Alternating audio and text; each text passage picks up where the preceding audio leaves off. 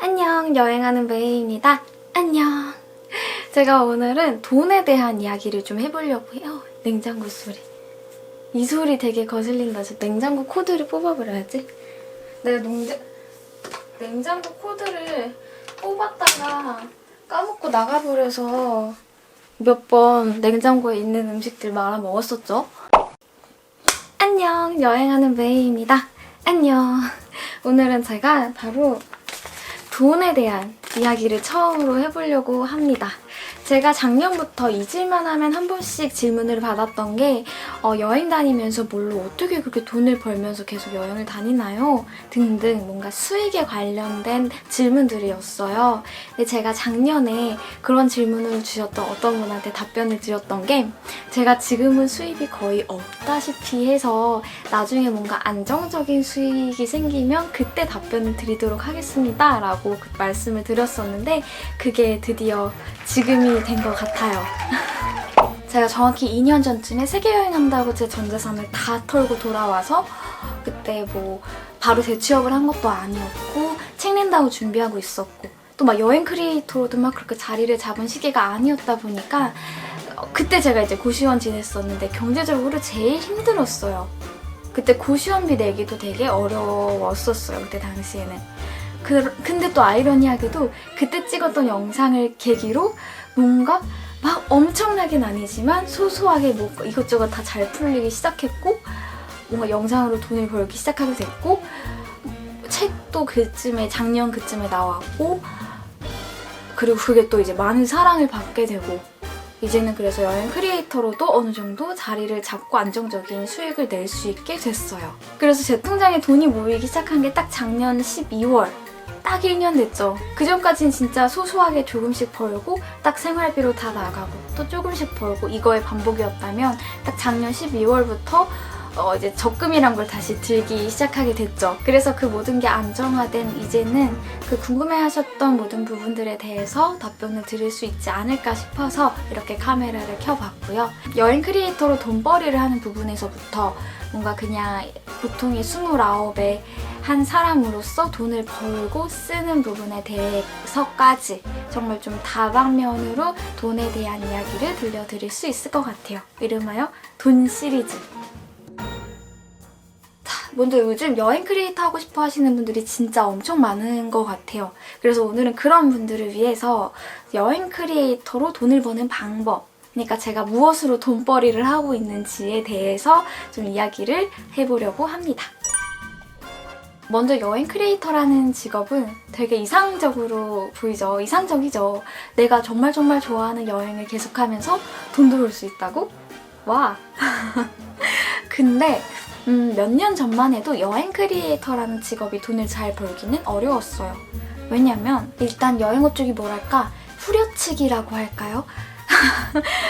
우리가 너 여행 공짜로 보내줄게. 대신 우리가 원하는 대로 뭔가 영상도 제작해주고 사진도 찍어주고 글도 써주고 우리 막 홍보도 해주고 뭐 또 다 해줘. 뭐 우리가 이렇게 여행 공짜로 보내주면은 이거 다 한다고 달려지는 사람이 세상에 얼마나 많을 텐데 우리가 너네한테 돈까지 줘야 되니?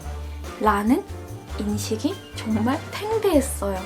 하지만 지금은 이제 이 직업을 초기에 갖게 된 사람들끼리 이제 많은 노력도 있었고 뭐 이제 여러 가지 사회적 변화로 인해서 지금은 그 인식이 많이 이제 개선된 상황이고 개선되고 있는 중이고 이건 실제로 여행 크리에이터들끼리 만나면 실제로 되게 많이 이야기를 나누는 부분이기도 해요. 그래서 이걸 업으로 삼으려는 분들이시라면 이런 부분에 이제 문제의식과 그런 후려치기에 노란하지 않을 깡다구 정도는 갖고 시작을 하시는 게 좋지 않을까라고 생각을 합니다. 하나 진짜 좋은 건 지금 여행 크리에이터의 수익 구조는 굉장히 다각화되어 있어요. 그 다각화된 게 뭐가 있는지에 대해서 지금부터 하나하나 이야기를 해보도록 하겠습니다. 먼저 유튜브 조회 수익이 있죠. 그 여러분들이 제 영상을 보실 때 앞단에 혹은 중간에 나오는 그 스킵할 수 있는 광고 막 몇십만 몇백만 되는 유튜버분들은 그것만으로도 진짜 엄청난 수익을 내곤 하죠. 하지만 근데 저 같은 경우는 좀 잔잔함을 추구하는 채널이고 또 실제로 조회수도 이제 많이 잔잔을 하다 보니까 그거는 이제 아주 큰 수익이 되지는 못하고 한 달에 저는 한 40~50만 원 정도 들어오는 것 같아요. 그래서 사실 이건 저의 메인 수익이라기보다는 그냥 그달의 보너스 같은 느낌? 그 다음은 외부 광고 수익이 있어요. 제 영상을 본 광고주 분께서 혹은 대행사에서 직접 저한테 연락을 줘서 제가 그 제품이나 서비스를 홍보하는 영상을 만들고 제 채널에 올리게 되는 거죠.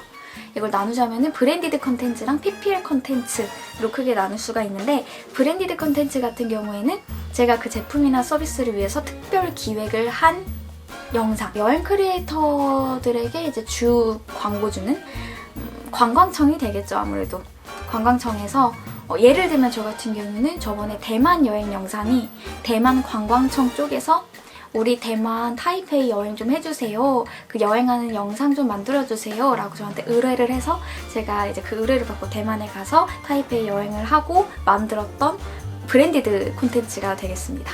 그리고 PPL은 마치 그냥 드라마 PPL처럼 말 그대로 제 영상을 만들면서 그 영상 속에 이제 클라이언트가 원하는 제품이나 서비스를 한 20~30초 정도 간접 노출을 시켜주는 그런 영상을 말을 합니다. 당연히 제 채널에서 광고를 많이 하는 건 여러분들이 싫어하실 걸 아니까 절대 들어오는 족족 다 하지 않고 실제로 진짜 많이 걸러요. 근데 이제 어쩔 수 없이 뭔가 조회 수익이 그렇게 많지 않다 보니까 이 부분을 현재 메인 수익으로 삼고 있죠. 세 번째는 홍보 모델. 제가 직접 영상을 제작하는 경우도 있지만 그냥 클라이언트가 제작하는 영상에 홍보 모델로만 참여를 하는 경우도 있어요. 예를 들면 저 예전에 이제 한국불교문화재단에서 어떤 바이럴 홍보 영상을 만드는데 거기 출연만 했던 경우라던가 아니면 뭐 삼성 갤럭시 S10의 TV 광고 모델로도 이제 출연을 했었죠. 실제로 뭐 아웃도어라던가 여행 관련 제품들 브랜드 쪽에서 이제 여행 크리에이터들에게 광고 문의를 주는 경우가 종종 있어요. 우리 광고주분들의 많은 연락 부탁드립니다. 자, 그리고 방송 출연. 뭔가 TV라던가 라디오라던가 그런 뭐 방송 매체들에선 여전히 여행하는 사람들에게 많은 관심을 갖고 있어요. 앙세영이 짤방공작소에 준 것처럼 뭔가 제 영상을 사용하게 해준 케이스도 있고, 팔로우미텐에 그쪽이 원하는 영상을 제가 직접 찍어서 전달을 해준 경우도 있었고, 아니면 뭐 KBS 그녀들의 여유만만이라는 그런 토크쇼에 출연을 한다던가 아니면 한국직업방송 강의쇼 청산뉴스에 나갔던 적도 있었고, 다섯 번째는 강연.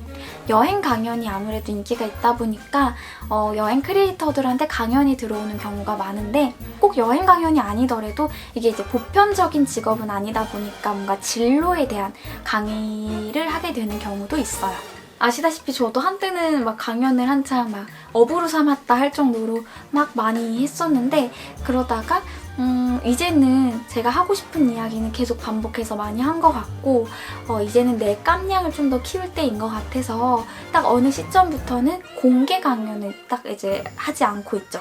대신 어떤 뭔가 예비 크리에이터 집단이라던가 아니면 어떤 특정 소수의 특정 학생들 등등 어떤 특정 대상만을 위해 뭔가 비공개로 진행하는 강연은 지금도 계속해서 하고 있어요.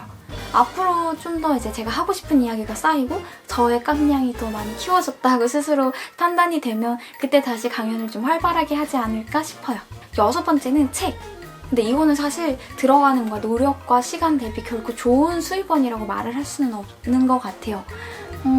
이건 뭐 계약 조건에 따라 다르지만은 뭐 일반적으로는 인세를 뭐 8%에서 10%, 뭐 많게는 10 몇 프로 받는 작가분들도 있다고 알고 있어요. 저 같은 경우는 출간 당시에 교보문고 기준으로 12주 연속 베스트셀러를 했었는데 또 불구하고 6개월치 정산을 받았을 때 그게 이제 몇백만 원 선이었으니까 준비하는 데는 1년 정도 걸렸는데, 그래서 이제 작가분들이 책만으로는 안정적인 수익이 안 되기 때문에 보통 강연으로 돈을 번다고 이야기를 하죠. 그래서 돈 벌겠다는 생각으로 책을 내신다면 그거는 제가 절대 비추고요.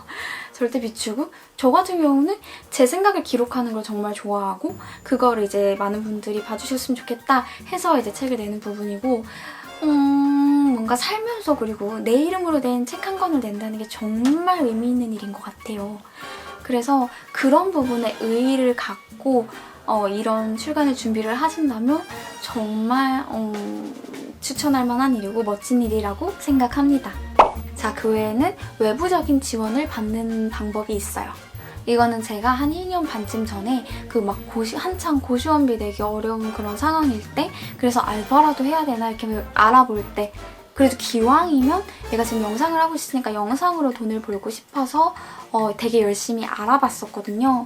근데 그렇게 알아보다 보니까 생각보다 국가나 어떤 단체 같은 데서 초기 크리에이터들이 지원받을 수 있는 게 생각보다 많더라고요. 예를 들면 제가 작년에 했던 것 중에서는 서울시민 PD라고 해서, 이게 서울문화재단에서 그 서울시의 어떤 문화예술을 홍보하기 위해서 시민 크리에이터들을 모집을 해서 활동을 시켰었어요. 그래서 뭔가 서울시의 문화행사를 직접 취재를 해주고 그거에 대한 활동비를 받는 시기였죠.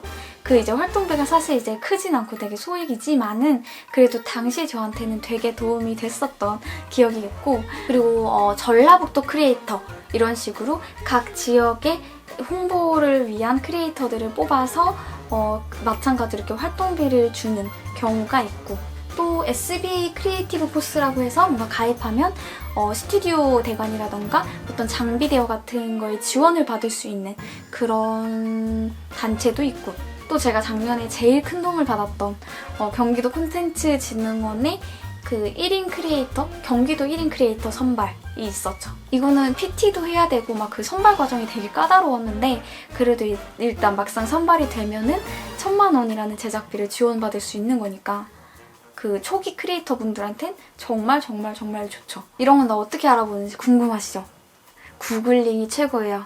제가 지금 알고 있는 걸 다 알려드리긴 했는데 아마 분명히 더 많을 거예요. 그런 거 말고 뭐 크리에이터 영상 공모전 이런 것들도 정말 많으니까 그냥 수시로 구글이나 네이버에, 참고로 저는 구글을 더 추천드려요.